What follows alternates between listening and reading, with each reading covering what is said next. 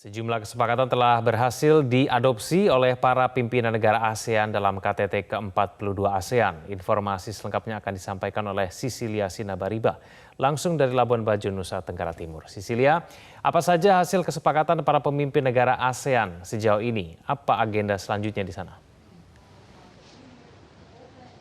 Ya, Gan, cukup banyak hal-hal yang sudah diadopsi oleh para pimpinan negara yang hadir dalam KTT ke-42 ASEAN ini. Namun yang perlu diketahui bahwa isu-isu yang sudah diadopsi untuk segera diselesaikan ini adalah isu yang sudah dibahas mulai dari level perwakilan tetap, duta besar untuk ASEAN hingga menteri luar negeri dan kemudian dibawa ke level pimpinan negara di ASEAN yang hadir pada hari ini dan juga hingga esok.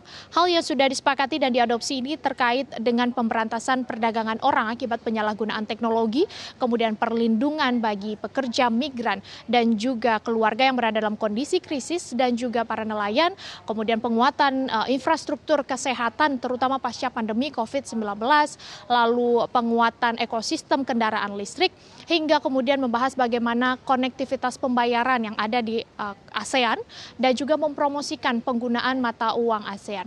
Nah, hal-hal ini sudah dibahas, namun di sisi lain ada beberapa hal juga yang nanti akan segera diadopsi oleh para pimpinan negara di ASEAN, termasuk segera mengadopsi deklarasi ataupun hal-hal terkait dengan roadmap atau peta jalan keanggotaan Timur Leste sebagai anggota penuh ASEAN. Nah, apa kemudian agenda yang akan dilakukan oleh para pejabat ataupun para pemimpin negara ini? Untuk hari ini sudah selesai, ada 5 pertemuan yang sudah digelar dan dipimpin langsung oleh pemerintah, oleh Presiden Joko Widodo maksud kami, dan nanti ditutup dengan jamuan makan malam di Hotel Ayana.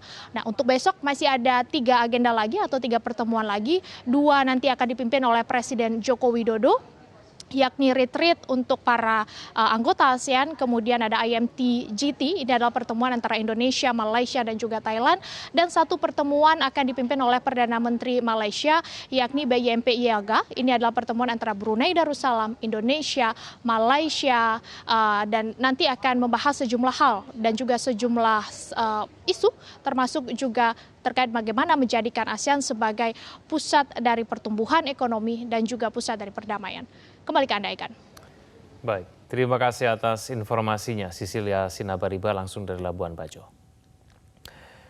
Sementara itu dalam sambutannya, Perdana Menteri Timor Leste berterima kasih atas undangan Indonesia untuk menghadiri KTT ASEAN dan bertekad untuk memenuhi semua persyaratan agar bisa diterima menjadi anggota tetap ASEAN. Apresiasi ini disampaikan Perdana Menteri Timor Leste Taur Matan Ranak dalam pembukaan KTT ke-42 ASEAN. Timor Leste hadir dalam posisi sebagai pengamat atau observer dan secara khusus diberikan kesempatan untuk berbicara. Timor Leste memastikan akan terus mengikuti seluruh syarat dan proses yang tertuang dalam peta jalan keanggotaan penuh Timor Leste di ASEAN, termasuk hadir dalam berbagai kegiatan multilateral ASEAN. Nantinya dalam KTT kali ini, para pemimpin negara ASEAN akan menghasilkan kesepakatan untuk mengesahkan peta jalan keanggotaan penuh bagi Timor Leste di ASEAN.